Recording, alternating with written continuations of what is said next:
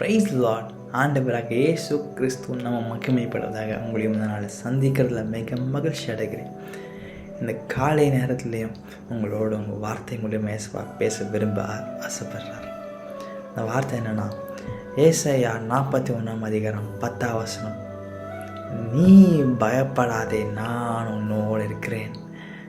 திகையாதே, நான் உன் தேவன். நான் உன்னை பலப்படுத்தி உனக்கு சகாயம் செய்வேன். என் நீதியின் வலக்கரத்தினால் உன்னை தாங்குவேன். ஆமென். அவரோட நீதியின் வலக்கரத்தினால் உங்களை தாங்க போகிறார். ஏசப்பா இந்த வசனம் ஒரு ப்ராமிஸாக கொடுக்கல, இது ஒரு டிக்ளரேஷனாக கொடுக்குறார். நீ பயப்படாதே, நான் உன் கூட தான் இருக்கிறேன். நீ திகையாதே, நான் உன் தேவன். அவர் என்ன செய்வாரா? உன்னை பலப்படுத்தி உனக்கு சகாயம் செய்வார். அவர் நீதியின் பலகாரத்தினால் உன்னை தாங்க போகிறார். இந்த நாள் மட்டும் இல்லை, இந்த வருஷம் முழுவதுமாக அவரோட நீதியின் பலகாரத்தினால் உங்களை தாங்க போகிறார்.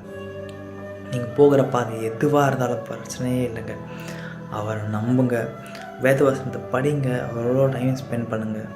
நிச்சயமாக அவர் உங்களை நடத்த வல்லவர்.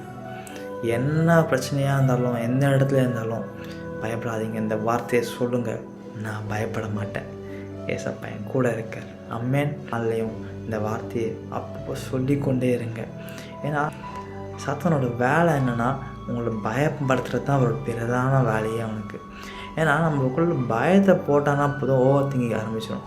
அது ஆகிடுமோ, இப்படி ஆகிடுமோ, அப்படி ஆகிடுமோ. நம்ம அதை எல்லாத்துக்குமே இடம் கொடுக்காம அவரோட வார்த்தைக்கு நம்ம இடம் கொடுக்க போகிறோம். அவரோட வார்த்தைனா ஏசப்போட வார்த்தைக்கு. அது என்ன வார்த்தைனா இந்த வார்த்தை தான், நீ பயப்படாத, நான் பயப்பட மாட்டேன், என் ஏசப்பா என் கூட இருக்கிறார்.